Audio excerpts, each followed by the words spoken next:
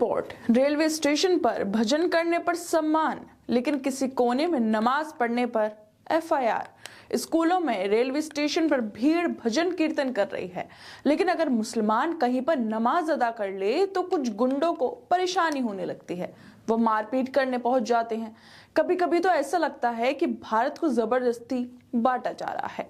एक तरफ ये लोग हैं और दूसरी तरफ मुसलमान लोग मस्जिदों के सामने जाकर नारे लगाते हैं, नाचते हैं, कानून की धज्जियां उड़ाकर लोगों को मारा जा रहा है। लेकिन फिर भी इन लोगों को पूरी छूट मिली हुई है, इन पर कोई कार्रवाई नहीं होती है।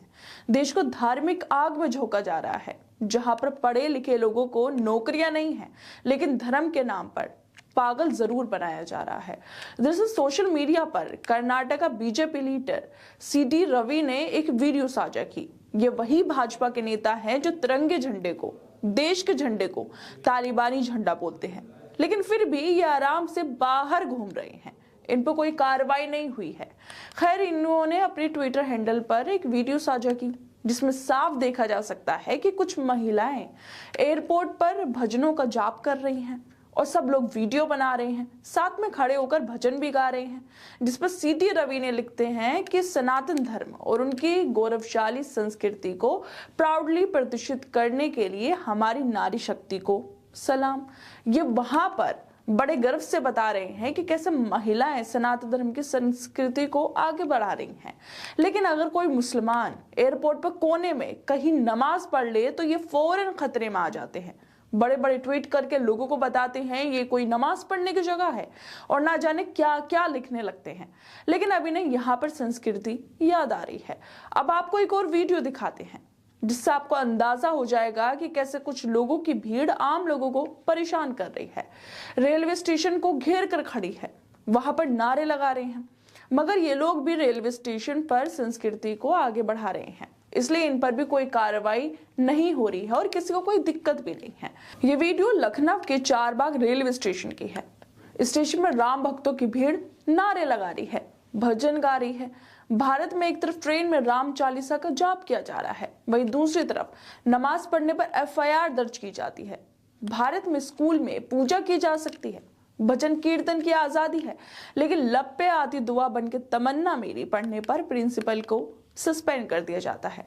अब सवाल ये उठता है कि जिस तरह से भीड़ चारबाग रेलवे स्टेशन पर भजन गा रही है, क्या इससे किसी मुसाफिर को परेशानी नहीं होगी? और सबसे बड़ी बात तो ये है कि अब हमारी गोदी मीडिया कहां पर है? मुसलमान नमाज पढ़ लें तो उस पर एफआईआर हो जाएगी और नेशनल न्यूज बन जाएगी। मीडिया वाले अपनी तरफ से झूठ बोल बोल कर उसको दिखाएंगे, पूरे दिन डिबेट होगी, गोदी पत्रकार मुसलमानों पर बोलते बोलते नहीं थकेंगे। लेकिन अब वो कहां पर हैं और वो लोग भी कहां हैं जो नमाज अदा करने पर हाय तौबा करने लगते हैं? उनकी रातों की नींद उड़ जाती है। अब वो इस पर क्या कहेंगे? क्या इसकी शिकायत नहीं करेंगे? क्या इस देश में सारे रूल्स और रेगुलेशन सिर्फ मुसलमानों के लिए ही रह गए हैं? अगर नमाज पढ़ने से दिक्कत है तो इससे क्यों नहीं है? एफआईआर होती है तो दोनों पर हो, क्यों सिर्फ मुसलमानों को ही निशाना बनाया जा रहा है? आखिर क्यों कुछ खास लोगों को मुसलमानों से दिक्कत होती है? क्यों मुसलमानों के खिलाफ भड़काऊ बयान दिए जाते हैं?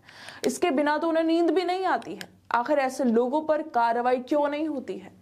बहुत अफसोस होता है ये देखकर कि देश को हिंदू मुसलमानों में बांटा जा रहा है।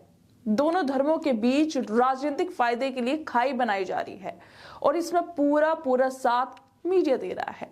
दोस्तों, अगर इसी तरह राजनीतिक पार्टियों के हाथों पागल बनते रहे लोग तो ना जाने आने वाले दिनों में विकास के नाम पर जो बिल्कुल डब्बा गुल हो चुका है, लोगों के पास नौकरियां नहीं है, रोजगार नहीं है, लेकिन धर्म के नाम पर राजनीतिक पार्टियां उनका फायदा जरूर उठाती रहेंगी ताकि वो सत्ता में आती रहें, जिसकी वजह से देश में भुखमरी बढ़ जाएगी और लोगों के पास खाने को खाना तक नहीं होगा। ये तो हम देख ही रहे हैं कि कैसे करोड़ों लोग गरीबी रेखा के नीचे चले गए हैं और कुछ उद्योगपतियों को फायदा हो रहा है। इसी वजह से धर्म के नाम पर लड़ने की जगह आज लोगों को सोचने की जरूरत है कि आज से 10 साल बाद उनकी क्या हालत होगी और वो अपना कितना विकास कर पाएंगे।